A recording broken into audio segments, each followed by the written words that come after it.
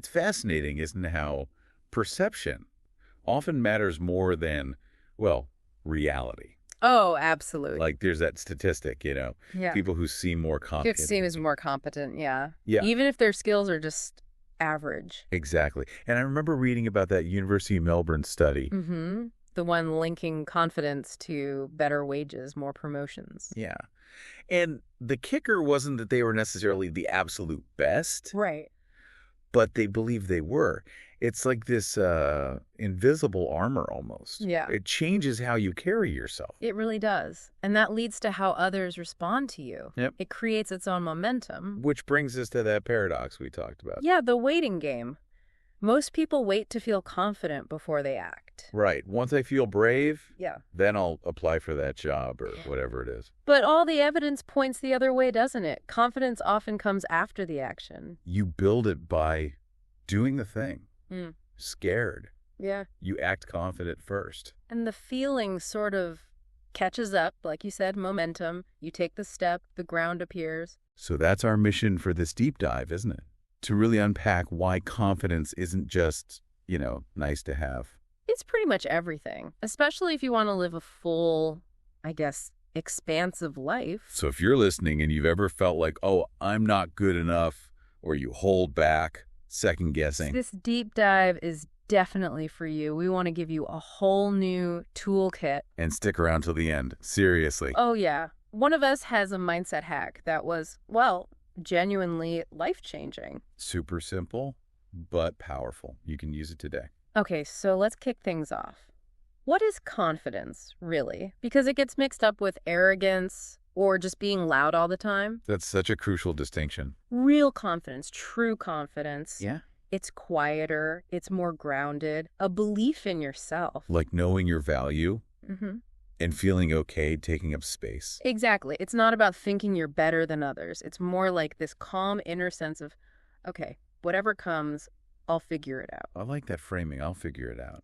It's not about knowing everything already. Not at all. And it's definitely not about being fearless either. That's another myth. Right. Confident people still feel fear, don't they? Absolutely. Think about public speakers, entrepreneurs, performers. Many of them admit they get nervous every single time. But they still go out there.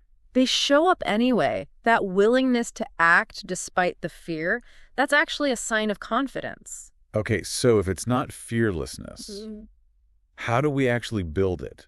What's the, active ingredient? It often boils down to keeping promises to yourself, even tiny ones.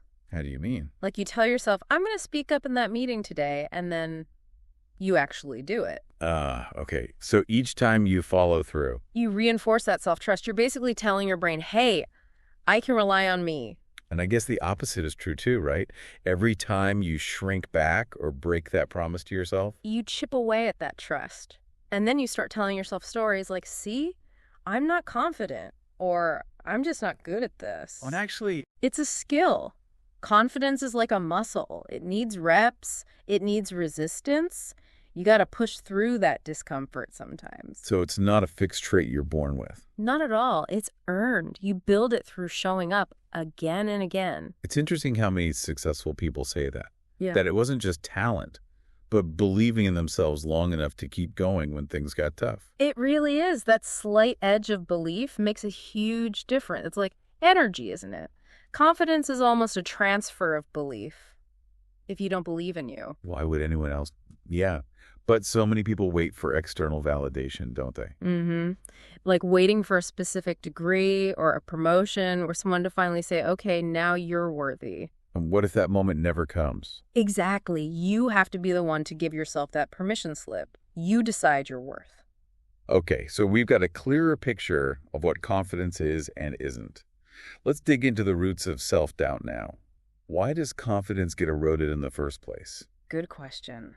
It's rarely random. It usually comes from somewhere. Fear, past hurts, maybe things we were taught.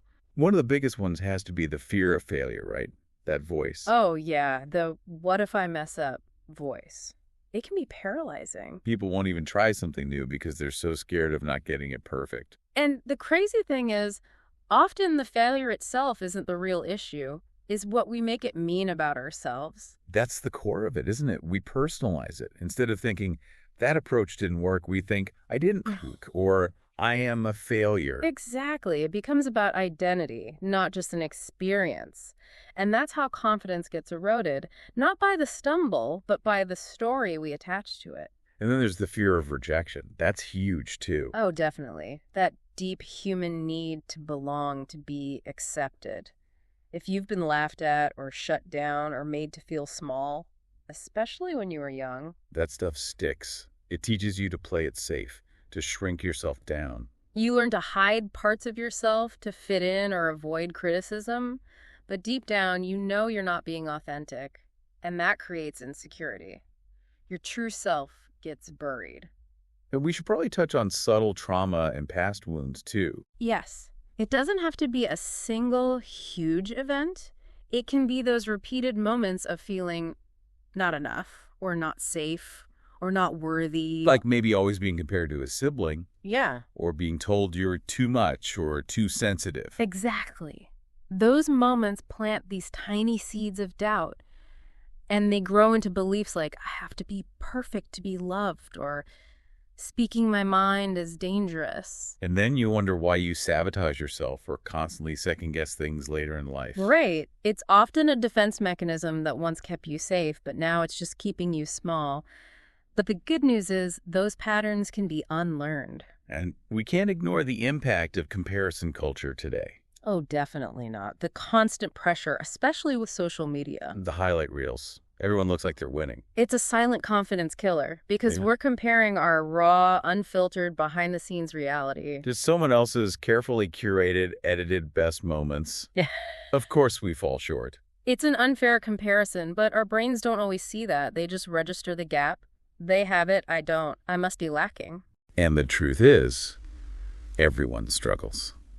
Even people who seem incredibly confident are often dealing with their own insecurities, maybe even overcompensating. Absolutely. So if you're listening and you struggle with confidence, please know you're not alone. Your doubt likely has a story. But that story isn't the end. It doesn't have to define your future. You can be healing and growing at the same time. Okay, so we've covered the what's and the why. Let's shift gears a bit. What about those everyday habits? The little things we do that might be secretly crushing our confidence without us even realizing it. Yes, these are sneaky. It's not always the big stuff. Sometimes it's these repetitive, almost automatic patterns. Let's start with one that I think a lot of people do. Over-apologizing. Oh, definitely. It's almost a reflex sometimes, isn't it? Totally. Like someone bumps into you and you're the one saying, oh, sorry.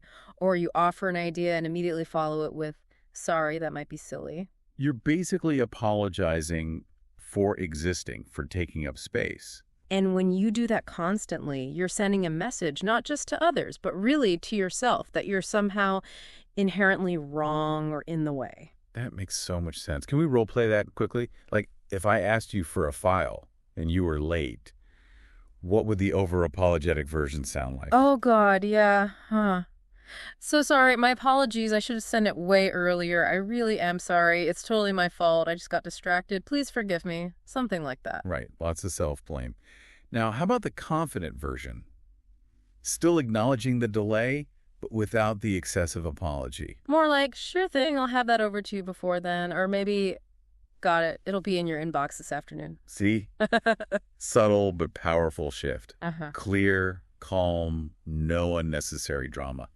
It changes how people see you and how you feel about yourself. Okay, next up. Negative self-talk. This one's a biggie. Huge. Because it often happens silently inside our own heads and we just let it rip. I'm so stupid. I always mess things up. Who do I think I am? Or maybe for English learners, my English is just awful. I sound so dumb. That internal critic can be brutal. And the thing is, your brain listens. It absorbs that negativity. You'd never talk to a friend that way.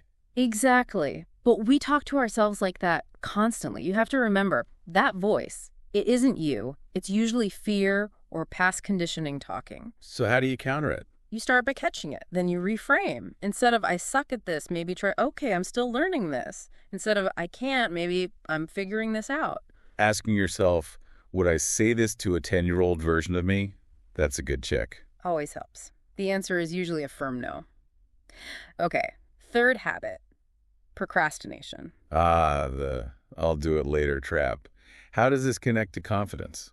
Well, on the surface, it just looks like delaying, but underneath, it's often fear. Fear of not doing it perfectly, fear of being judged, maybe even fear of succeeding. So you put it off, thinking the pressure will help later, but really you just create more stress. And guilt.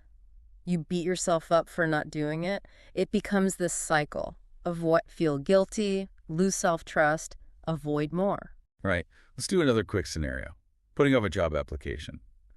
What's the less confident response if I ask about it? No, I meant to. I don't know if I'm even qualified enough.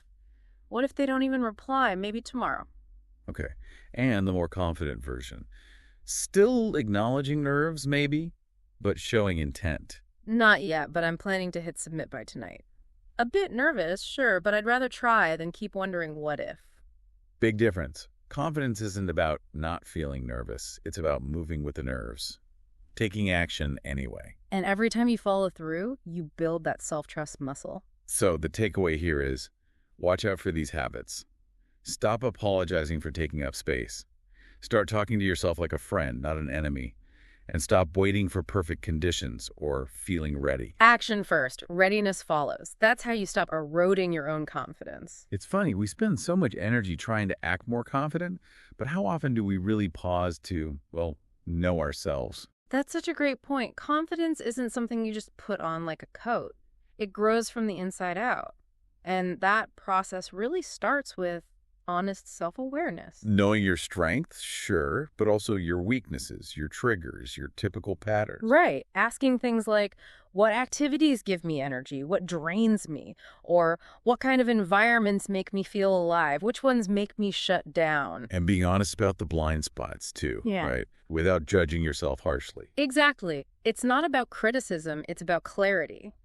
Self-awareness isn't nitpicking, it's more like curiosity, observing your patterns without labeling them good or bad. That's a helpful reframe. Instead of, ugh, I'm so lazy, it becomes, I notice I tend to procrastinate when I feel overwhelmed. That gives you something to work with. Totally changes the game. One tool that really helped me with this was journaling. Seriously, just 10 minutes in the morning. Stream of consciousness, no filter. Yep. Just dumping thoughts, sometimes asking prompts like, what am I feeling right now? Or what am I avoiding? Or even, what does the most honest version of me want to say? That sounds powerful. I started doing something similar, writing down one thing I did well yesterday, one thing I want to improve on, and one thing I'm grateful for. It forces a little reflection. And over time, you start seeing patterns, right? Like, oh, every time X happens, I tend to react like Y. Once you see the pattern, you have the power to change it. Those insights are gold. Knowing your triggers lets you plan for them. Another way to build self-awareness is through reflection questions. These can really act like mirrors. Okay, give us some examples. How about, what's one moment you felt genuinely proud of yourself recently and why? Ooh, good one. Or, when do you usually feel the need to prove yourself, and who are you trying to prove it to? Deep. Okay, here's another. What fear keeps showing up in your life, and what might it actually be trying to protect you from? Whoa. And maybe. Who do you become when you feel completely safe? And who do you become when you feel judged? Those really make you stop and think, don't they? Just asking them starts the process. Which one do you think is the hardest for people? Maybe that last one. The safe versus judged self. It forces you to see the gap between who you really are and the mask you might wear. That can be uncomfortable, but so revealing. Definitely. Another exercise I love, maybe a bit lighter, is a strength inventory. Okay, what's that? Just sit down and list 10 things you're actually good at, no matter how small they seem. Could be, I'm a really good listener, or I make amazing coffee, or I stay calm when things get chaotic. Dull being. To remind yourself of your inherent value, it's already there, you just have to acknowledge it. And on the flip side, maybe list your growth areas. Not as failures, but like you said, frontiers or teachers. Areas to develop without shame. Exactly. Seeing weaknesses not as flaws, but as invitations to learn. So for anyone listening who feels unsure where to even start with building confidence, Start here. Start with getting curious about yourself. Don't rush it. Just begin paying attention. Because knowing who you are, what you value, what lights you up, what trips you up, that's the bedrock. that's the foundation for confidence that doesn't just crumble under pressure. It's not about pretending. It's about coming home to yourself. Okay, let's talk about language. Specifically, the language we use with ourselves. How much does that internal chatter actually shape our confidence? Oh, massively. It's not just fluff. There's a real cognitive link there. The words you repeat in your head literally help shape your reality, your identity. And this feels especially relevant for anyone learning English, right? Yeah. Because language is your tool, but it's also tied up with identity and vulnerability. Absolutely. People will say things like, oh, my English is terrible, or I'm just not confident speaking. And those sentences, even said casually, plant seeds of doubt. Your brain hears that repetition. And it starts to believe it. It doesn't always differentiate between a repeated thought and objective reality. Exactly. But the good news is the reverse is also true. When you consciously choose and repeat more empowering thoughts, even if they feel a bit awkward at first, your brain starts to adopt those too. This seems critical for language learners, who often carry a lot of shame around accents or making mistakes. So much shame sometimes. But mistakes are inevitable. They're proof you're trying, you're growing. A kind, encouraging inner voice makes it easier to keep trying. Whereas if your inner voice is constantly critical, ugh, that was wrong, I sound stupid, you'll just hold back more. And that's what slows progress, not the occasional grammar error. Right. Let's make this concrete. Can we do some quick reframes? Like old version versus new version self-talk for English learners. Yeah, good idea. Okay, old version. My English is bad. New version. I'm improving every day. Or my English is a work in progress. Okay, old. I'm scared people will laugh at me. New. It's okay to make mistakes. That's how I learn. Or most people are kind and supportive. Old. I'll never sound like a native speaker. New. My accent is part of my story and I communicate effectively. Or even, I'm proud of my accent. That last one is powerful. So many people feel they need to erase their background to be accepted. But real confidence comes from owning your unique voice, not trying to sound like someone else. Your accent tells a story. I love that. Your voice matters, your story matters, and the words you use, even just inside your head, carry energy. The cool thing is, you can actually train that inner voice. You can. It starts with just noticing the negative thoughts without judgment, catching them. Then asking, hold on, would I ever say this to a friend going through the same thing? Probably not. Right. So if it's not good enough for a friend, it's not good enough for you. Then you consciously choose a different, more supportive thought.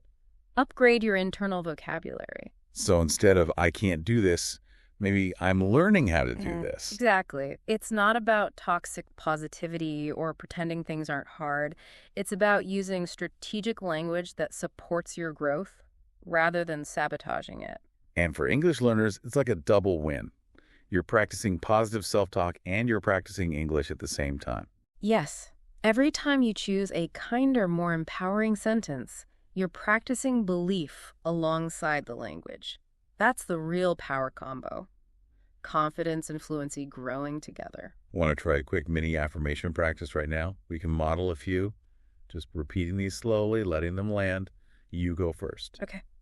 I speak with courage, even if it's not perfect. I am allowed to make mistakes, and I learn from them. Every time I practice speaking, I get a little bit better. My accent tells my unique story, and I honor that.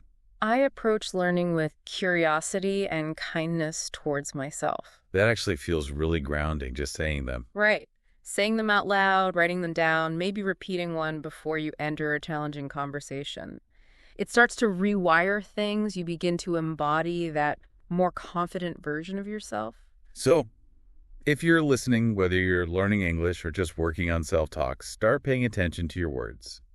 Speak to yourself with the same kindness and belief you'd offer a friend. Because every sentence is like a brick. You're either building a wall blocking your confidence or you're laying a foundation supporting it. Choose your bricks carefully. Choose your language with intention. And remember, you don't need perfect English to have a powerful voice. You just need to believe that your voice deserves to be heard, because it absolutely does. Mistakes, accent, and all. Speak with pride. There's something so many people miss when trying to build confidence, and it's deceptively simple. Let me guess. Are we talking about micro wins? Exactly. Those tiny daily achievements that seem almost insignificant on their own, but collectively build a really strong foundation of self-belief. It's so true. We often think confidence comes from some massive breakthrough, some huge success. But more often, it's built brick by brick through consistency. You don't just wake up one day feeling super bold or fluent.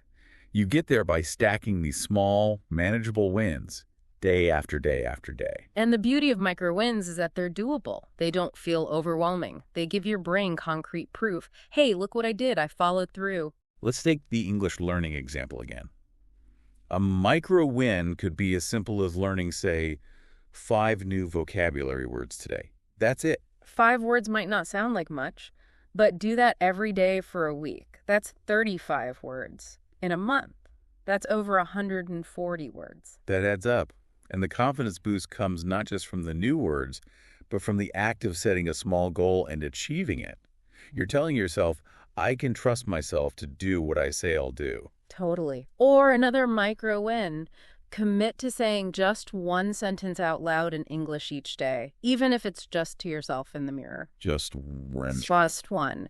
It lowers the barrier to entry. It gets you comfortable hearing your own voice speaking the language. Over time, that consistent tiny action chips away at the fear. It makes it less daunting. You don't have to aim for a 20-minute conversation right away. Just start with one sentence. Beginning is often the hardest part. And this applies to anything, not just language. Maybe waking up 10 minutes earlier, drinking an extra glass of water, journaling for just 3 minutes. These aren't life-altering changes in isolation. No, but they shift your energy. They build momentum. And momentum is key for sustaining confidence. It's like getting a little snowball rolling. And isn't there some brain science behind this too? Like dopamine. Yes. Every time you complete a task, even a tiny one, your brain releases a little bit of dopamine. It's a reward signal.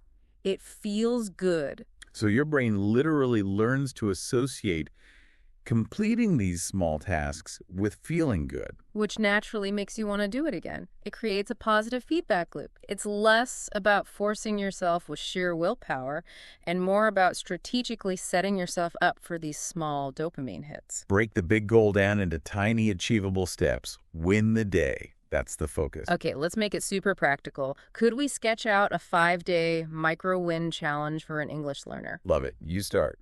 Day 1. Learn 5 new vocabulary words related to a topic you like. Day 2. Write one short paragraph using at least 3 of those new words. Day 3. Read that paragraph out loud, maybe to a pet or just to the room. Day 4. Record yourself reading it. Listen back not to criticize, but just to hear your own voice and progress. Day 5. Try to use one of those new words in a real interaction, maybe a comment online or a brief chat. That's brilliant. It stacks different skills, vocab, writing, speaking, listening, application, all through tiny, manageable daily actions. Imagine doing that weekly. The confidence would build steadily, and notice perfection isn't the goal here. The win is simply in the doing. That's how you build that core self-trust. I love the 2-minute rule for this too. If a task takes less than 2 minutes, just do it immediately. Don't put it off. Yes, it trains your brain to be action-oriented, to finish things. That's a huge confidence builder right there. And another tip, actually celebrate the micro win. Don't just tick it off and move on. Pause for a second. Acknowledge it. Hey, I did that. A quick internal yes or go me. It sounds silly, but it reinforces the positive association in your brain. Effort equals reward. And if you really want to boost it, track your wins. Keep a little log. When doubt creeps in, you can look back at that list and see objective evidence of your progress. That's your proof, your receipt against the inner critic. Micro wins are also fantastic for rebuilding confidence after a setback when things feel heavy. Right. Don't aim for the huge leap. Just focus on getting one small win, then another, then another. You regain momentum gently. So for everyone listening right now, maybe feeling a bit low on confidence, ask yourself, what's one small, doable thing I can do today? One sentence you can speak. One word you can learn. One tiny brave step you can take. That's where it starts. Confidence isn't built overnight in grand gestures. It's built daily, consistently, in those quiet moments where you simply choose to keep showing up for yourself. So we've covered mindset, habits, language. But what if I told you confidence could actually start in your body? Oh, this is such an overlooked piece of the puzzle. People try so hard to think their way into feeling confident, but often your physical posture and body language can lead the way. You mean you can actually change how you feel just by changing how you sit or stand? To a surprising extent, yes. Think about it. When you're feeling down or insecure, how do you usually hold yourself? Probably slumped over, shoulders rounded, maybe looking down, feeling small. Exactly. Now, contrast that. Imagine standing tall, shoulders back, chin level, maybe taking up a bit more space. How does that feel? Different, more solid, more present. Right, because your body is constantly sending signals to your brain. When you adopt a more open, upright posture, it signals, we're okay, we're capable, we're safe. And your brain listens. Your internal chemistry can actually shift. Let's break it down. Posture first. Yeah. Just sitting or standing straighter. That's simple act. It's huge. Try it right now as you're listening. Sit up a little taller, roll your shoulders back and down, uncross your arms if they're crossed. Feel that. Yeah, there's an immediate difference. More space to breathe somehow. Clearer head. And you instantly look more confident, too, which influences how others interact with you, creating another positive loop. So if you're nervous before speaking English, check your posture, don't shrink, expand slightly, own your space. Okay, posture. What else? Eye contact. Definitely. Eye contact is such a powerful nonverbal cue. It signals presence, honesty, engagement. You don't need to have a staring contest. No, please don't. Right. But making intentional eye contact says, I'm here, I'm connected, I'm not hiding. And when you make eye contact, people are more likely to listen, to take you seriously, even if your English isn't flawless. Exactly. Confidence is conveyed through that presence, not just perfect grammar. Okay, let's talk power poses. Amy Cuddy's research really brought this into the mainstream. The idea that standing in a certain way can actually change your hormones. Yep. Standing in a high power pose, think Wonder Woman, hands on hips, feet wide, chest open for just 2 minutes, can apparently increase testosterone, linked to confidence, and decrease cortisol, the stress hormone. So more confidence, less stress from a pose. That's the finding. So if you're feeling nervous before something important, an interview, a presentation, even just a tricky phone call, nip into a bathroom stall or somewhere private and strike a power pose for a couple of minutes. It sounds weird, but many people swear by it. I have tried it. Felt a bit silly, but definitely noticed a shift. What about other poses? Even just raising your arms up in a V shape, like a victory pose after crossing a finish line, your body associates that shape with success and confidence. The body doesn't know you didn't actually win a race. Exactly. It just responds to the physical input. Okay, another one. Facial expressions. Smiling. Even a forced smile. Even a gentle, slight smile can make a difference. It actually releases endorphins, feel-good chemicals, which can help calm your nerves. Plus, it makes you appear more approachable, which often leads to warmer interactions. Which then boosts your confidence. It's all connected. It really is. And let's not forget movement. If you're feeling stuck, anxious, low confidence, move your body. Stuck energy often leads to stuck emotions. Going for a brisk walk, doing some stretching, putting on music and dancing for a minute, even just shaking out your hands and feet, it gets the energy flowing again. Motion creates emotion. That's the phrase.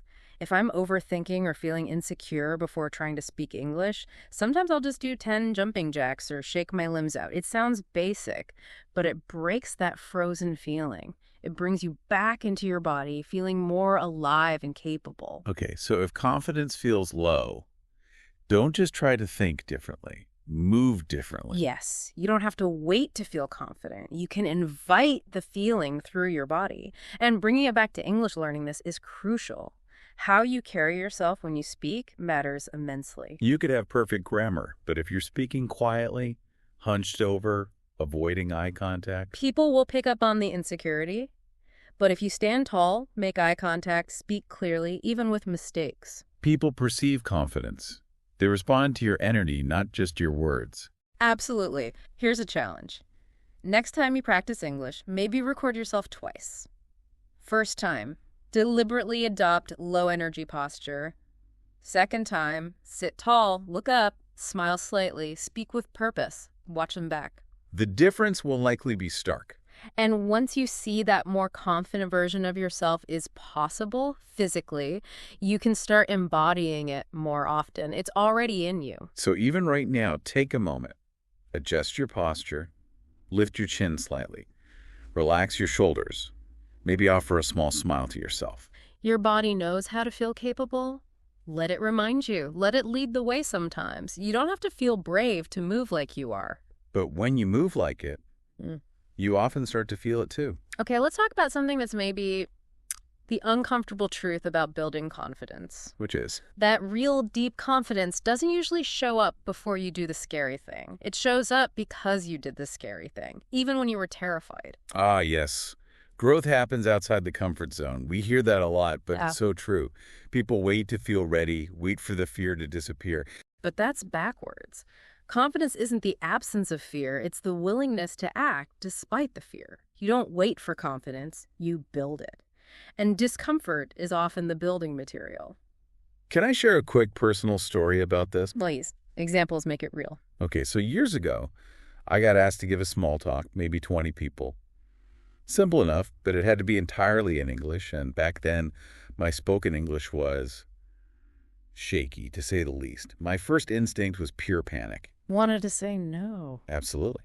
I drafted the thanks, but maybe next time email in my head. That felt safe, comfortable. But you didn't send it. I didn't. My hand was practically shaking as I typed, yes, I'd be happy to, but I did it. Then for 2 weeks, I practiced like crazy, every night, out loud, in my room, over and over. How did the actual talk go? Nerve-wracking at first. My voice definitely cracked a bit. Hands were sweaty. But then, maybe 2 minutes in, something shifted. I found a rhythm. I started making eye contact. I even managed a joke that landed. That's fantastic. And afterwards? Afterwards, I felt different, like I had unlocked a new level in a game. Not because I was suddenly fluent or perfect, but because I faced the fear and did it anyway. That one experience genuinely shifted my perspective on what I was capable of. That's such a perfect illustration. That's exactly it. Getting comfortable with being uncomfortable. That's where the real growth, the real confidence is forged. Most people treat discomfort like a stop sign. Ooh, this feels scary. Better turn back. When really it's often a green light. It's signaling that you're stretching, you're on the edge of growth. And let's be honest, learning a new language is full of discomfort, isn't it? Oh my goodness, yes. Mispronouncing words, forgetting vocabulary mid-sentence, having to ask someone to repeat themselves for the third time. It's inherently vulnerable. But it's also where all the breakthroughs happen. Every fluent, confident speaker you admire went through those awkward, uncomfortable stages too. There's no magic hack to skip it. You have to be willing to walk through the discomfort. I remember being terrified of making phone calls in English when I first moved abroad. Just ordering takeout felt like climbing Everest. What did you do? I made a pact with myself. Make one uncomfortable phone call every single day for a week. Just one. Didn't matter how small. That sounds brave. Did it work? By the end of that week, was I suddenly fluent on the phone? No. But was I still frozen by fear? Also no. The fear lost its power over me, and I realized, I can handle more than I thought. That realization, I can handle this? That's the bedrock of confidence, isn't it? And were those calls perfect? Oh gosh, no. I stumbled, said a lot, probably sounded awkward, but the point wasn't perfection. It was showing up. Presence over perfection. Exactly. So if you're listening and thinking, but I don't feel ready, hear this. Nobody ever feels 100% ready. Confident people aren't fearless. They've just learned to take action while feeling the fear. They act through the discomfort, not waiting for it to vanish. So the challenge then becomes, What's one small thing you can do today that feels just a little bit uncomfortable, that stretches you? Doesn't have to be huge. Maybe it's raising your hand in an online class when you usually stay silent. Maybe it's posting one comment in English on social media. Maybe it's just saying one full sentence out loud to the barista instead of pointing. It all counts. Every tiny step into that discomfort zone expands it. And what feels terrifying today? It might feel surprisingly normal next month. That's how transformation happens. So be willing to feel awkward, be willing to stumble. That's not failure, that's growth in progress. When it feels uncomfortable, maybe reframe it. This feeling, this is just what growth feels like. Exactly. It might not always feel good in the moment, but it always leads somewhere better. Embrace the discomfort. It's not your enemy, it's your guide. There's that famous saying, right? You are the average of the 5 people you spend the most time with. It holds so much truth. Your environment, the people around you, they shape your confidence in ways we often underestimate. You could be doing all the right things internally, working on your mindset, practicing it. But if you're constantly surrounded by negativity or criticism, It just chips away at you, or even just silence, isolation. Especially for language learners, that feeling of, I have no one to practice with, can be really demoralizing. if that's you, then the next step is clear, isn't it? You have to actively seek out your people. Your tribe, people who get it, people who are also learning, growing, maybe stumbling a bit too, but importantly, getting back up. And the moment you find them, Everything shifts. Suddenly you're not alone in the struggle. There's shared energy, shared understanding. you start celebrating each other's small wins, you laugh together about the awkward mistakes instead of feeling ashamed, and you realize it's safe to be imperfect, safe to be seen in the process of learning. That safety is huge. Let's be direct. Yeah. If the people in your immediate circle constantly put you down, mock your accent, or dismiss your efforts, That's not your team. Your team are the ones who give you a high five when you manage your first complex sentence, or who encourage you to try again when you forget a word. I remember joining my very first English conversation group. I was absolutely terrified walking in, almost turned around. You went in. Yeah, because I knew sitting at home alone wasn't getting me anywhere. I needed to be around others who understood. Hmm. And honestly, it was a game changer, just being in that supportive energy. That's the power of community. When people validate your efforts, even the small ones, it fuels your own belief in yourself. And thankfully today, it's easier than ever to find that community. Totally, even if you're not in an English-speaking country. Online platforms are amazing for this. Discord servers dedicated to language exchange, WhatsApp groups, Facebook groups, language learning apps with chat features. I know people who credit Discord servers with getting them fluent. Just daily chats with other learners and native speakers. You can find groups with specific vibes to serious study groups, casual chat groups. And it's not just about language practice, it's about mindset too. Surrounding yourself with people who are generally positive, growth-oriented, excited about learning. That energy is contagious. It lifts you up. And importantly, you become part of their supportive environment too. You get to encourage others, celebrate their wins. It becomes this beautiful cycle of mutual uplift. Growth loves company. I know someone who started a tiny English practice group with just a couple of people she met online. Now they have regular Zoom calls, supporting each other. It shows you don't need a huge network. Just a few good, kind, motivated people on a similar path.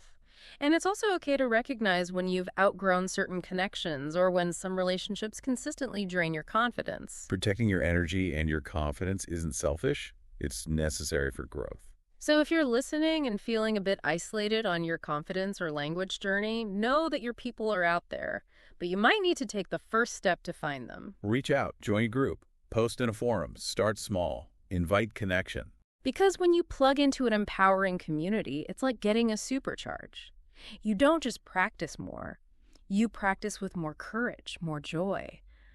Learning becomes less lonely, more collaborative. So take a look around your current circle.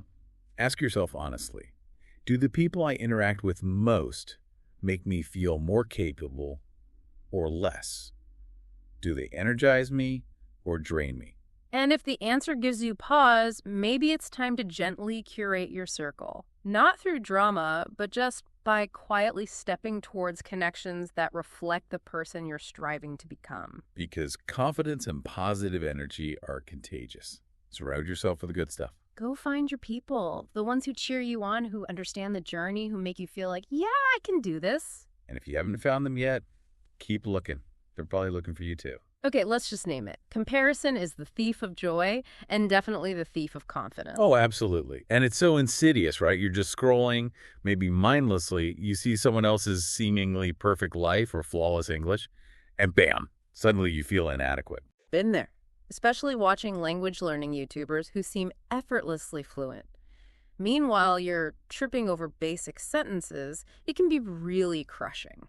And the fundamental flaw is, like you said earlier, we're comparing our messy, real-time, day one or year one To their polished, edited year 5 or year 10 highlight reel. It's not apples to apples. It's not even a fair fight. But our brains often don't make that distinction in the moment. We just feel less than, behind. And that feeling kills motivation. The key shift is realizing that true confidence doesn't come from being better than someone else. It comes from being better than you used to be. Yes. Focus on your own progress, your own journey. That's where sustainable confidence lives. What we see online is curated. It's the best takes, the filters, the success stories. We don't see the struggle, the doubts, the failures behind the scenes. And we compare that curated perfection to our own raw, unedited reality. It's exhausting. And our brains often have this negativity bias where, when comparing, we automatically zoom in on what we lack. So how do we break free from this comparison trap? Especially when it's everywhere. For me, step 1 was developing awareness. Just noticing how certain accounts or interactions made me feel. Did scrolling through this person's feed leave me feeling inspired and motivated, or drained and inadequate? That's a great check-in. And what did you do once you noticed? If an account consistently made me feel less than, I muted it or unfollowed it. No guilt. It's not rude. It's essential self-preservation. Curating your social media feed is a form of mental hygiene. You control what you consume. And maybe consciously follow more people who are real about their journey. Exactly. Follow people who share the struggles alongside the successes. People who show the process, not just the perfect end result. That kind of authenticity is inspiring and reminds you that learning is messy for everyone. It normalizes the imperfection. And it shifts the focus back to progress. Celebrating your own small steps. Yes. Maybe yesterday you couldn't form a certain sentence structure, but today you can. That's a win. Comparison wants you to ignore that win because someone else is already writing essays. But confidence grows by acknowledging your own forward movement, however small. Remembering how far you've come, not just how far you have to go. This is where journaling those micro wins we talked about becomes so powerful again. It creates a tangible record of your progress, your timeline. It's your personal, authentic highlight reel. And it grounds you in your own reality, your own journey, because ultimately you don't need to beat anyone else. You just need to keep showing up for yourself. What about taking breaks? Social media detoxes. Huge. Sometimes curating isn't enough. You need a reset. Taking even just 24 or 48 hours completely off social media can be incredibly clarifying. It creates space, doesn't it? Space to reconnect with yourself, away from the noise and the constant influx of other people's lives. You remember what you value, what you're proud of. You realize your worth isn't tied to likes or follower counts or how fluent you sound compared to someone else online. Your real worth lies in your effort, your resilience, your courage to keep learning and trying. That's where deep, unshakable confidence comes from. So, if comparison has its hooks in you right now, first, know it's incredibly common. You're not alone. But second, know you can shift your focus. You can consciously choose to celebrate your pace, your story. Maybe do that feed audit today. Notice how accounts make you feel. Mute or unfollow the draining ones. Actively seek out inspiring, authentic voices. And then grab that notebook again. Write down 3 things, just 3 that you've done this week related to your goals that you feel good about, no matter how small. That's how you reclaim your focus, through awareness and conscious celebration of your own journey. Don't measure your path with someone else's ruler. This is your unique climb. Walk it with pride. Confidence blooms when you tend to your own garden, not when you're constantly staring over the fence at someone else's.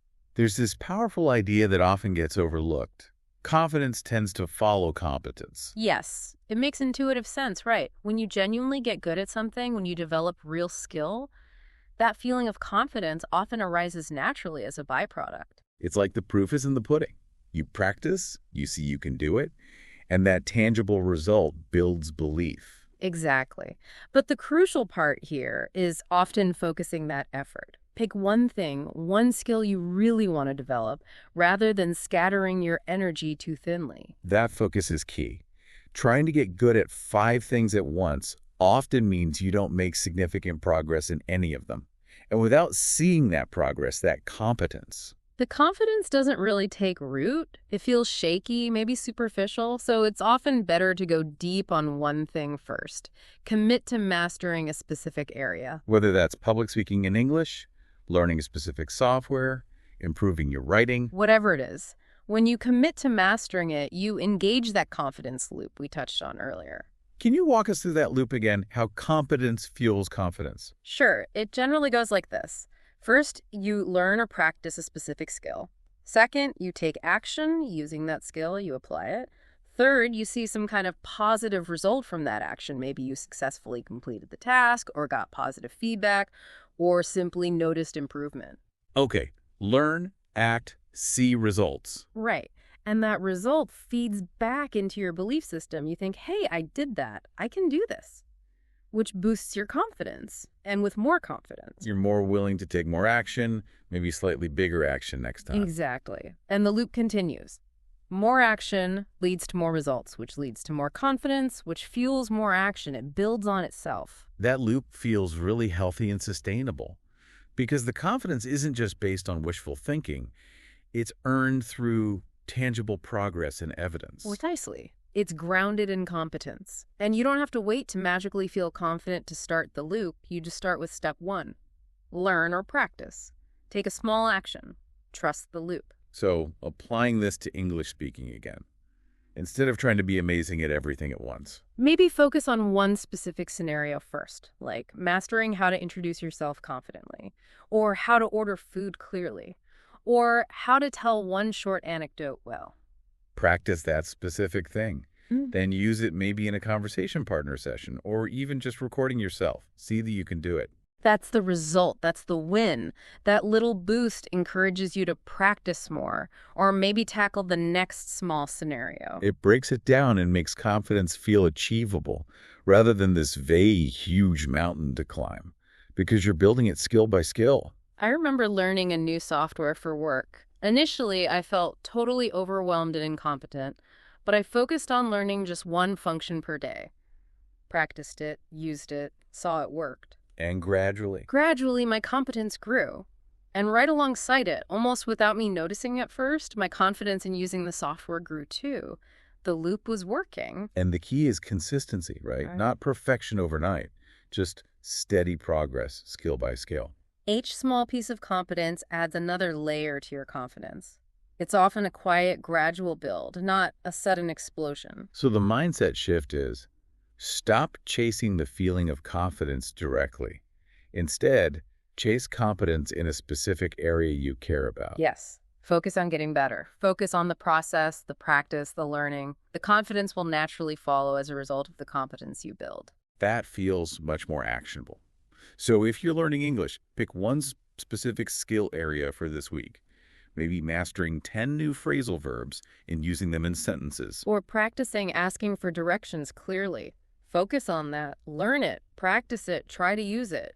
Notice the result. Feel that little bump in competence. Then pick the next small skill. Keep the loop going. Build competence. Build confidence. It's a powerful cycle, and it creates a mindset that serves you not just in language learning, but in pretty much any area of life where you want to grow. So find your focus. Commit to building competence and let the confidence loop begin. You might surprise yourself with how far it takes you. Okay, let's tackle the big one for many language learners. Speaking English in public, or even just in front of others. The fear is real. So real. But let's start with that raw truth we keep coming back to. Feeling nervous or shaky doesn't mean you lack confidence. Exactly. It's completely normal. True confidence in this context isn't the absence of fear. It's the courage to speak even when you feel that fear. It's about acting despite the nerves. So many people wait until the fear magically disappears, but that rarely happens, does it? Not usually. Confidence is built through the act of speaking, even imperfectly. Like strengthening a muscle, you have to use it, push it a bit, even when it feels uncomfortable, for it to grow stronger. I remember my first real presentation in English. My heart felt like it was trying to escape my chest. Hands were clammy. All I wanted was to run away. What helped you get through it? Accepting the nerves, actually. Yeah. Telling myself, okay, heart's pounding, that's normal right now. It doesn't mean I can't do this. Shifting from fighting the fear to just Yeah. acknowledging it. That's a fantastic starting point. Accept the fear, don't resist it. Okay, foundational tip number 1 for speaking, breathe. Sounds basic, but crucial. Deep, slow breaths before you start and even during pauses. It calms the nervous system, centers you, brings you back to the present moment instead of spiraling into what ifs. It's like a mini reset button. Okay, tip 2. Prepare manageable chunks. Don't try to memorize a huge speech. Focus on knowing your key points or maybe just your opening and closing sentences really well. Having a solid start can ease you in. Good one. Third tip. Practice out loud. Cannot stress this enough. Not just reading silently in your head, actually saying the words. Get used to the sound of your own voice speaking English. It builds familiarity and muscle memory. Okay, fourth. Embrace mistakes. Expect them even. They will happen. It's part of learning. Reframe them not as failures, but as learning opportunities.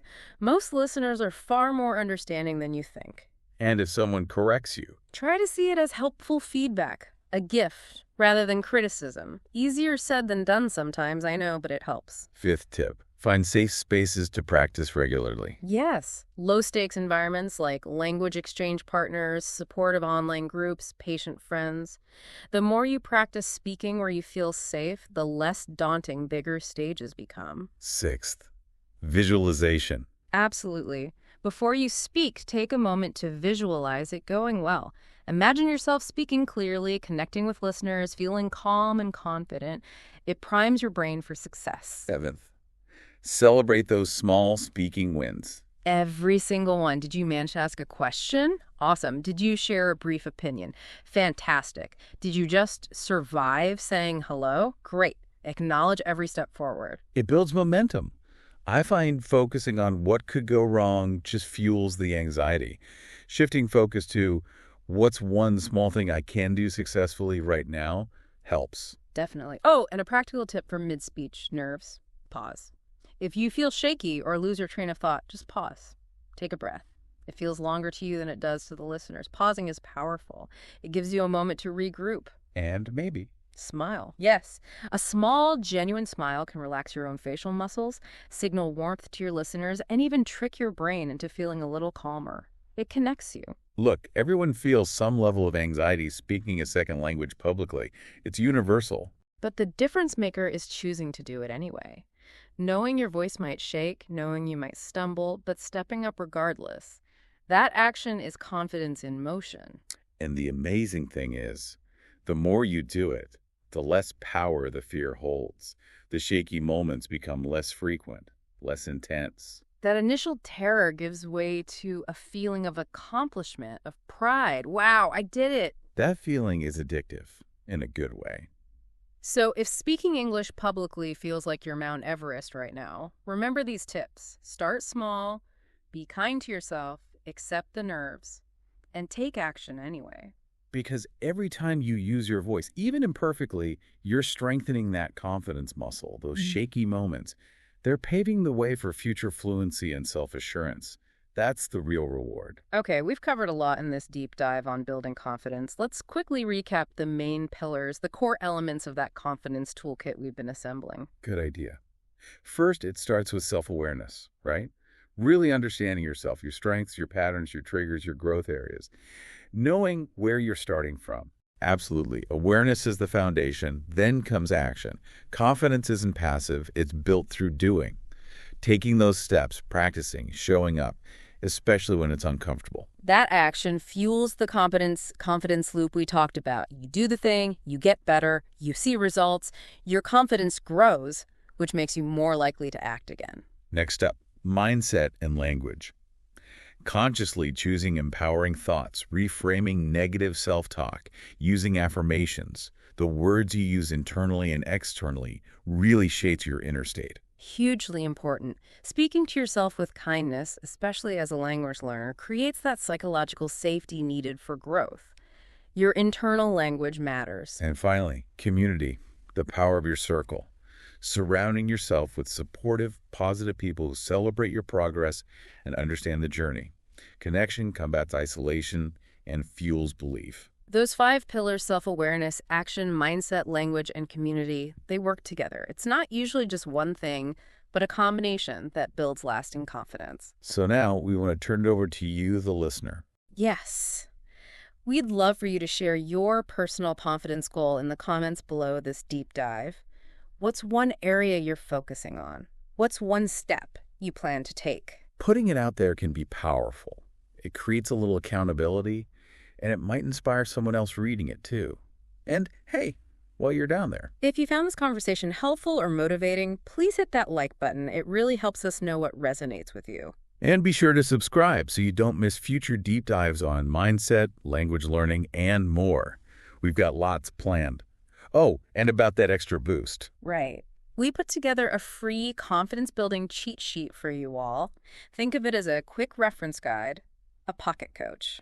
It's got simple daily exercises, affirmations, reminders based on what we discussed today, just to help you keep that momentum going day by day. You can grab it using the link in the description or the show notes. Seriously, download it. Use it when you need that little reminder that you can do this. So please, take these tools, self-awareness, action, mindset, language, community, and start applying them, even in small ways, today. Because confidence isn't some magical trait you either have or don't. It's a skill you cultivate. One thought, one word, one brave little action at a time. We genuinely hope this deep dive has given you some practical strategies and maybe a renewed sense of possibility. We believe in your potential. Thanks so much for joining us today. Keep learning, keep growing, keep believing in yourself. Until next time, remember this final thought. Confidence isn't about becoming someone else. It's about embracing who you already are, potential and all. Your voice, your perspective, it has value, regardless of accent or imperfections. Confidence is built in the daily choices, the small moments where you choose courage over comfort, progress over perfection. Your journey is uniquely yours. Own it. And know that it truly starts right now.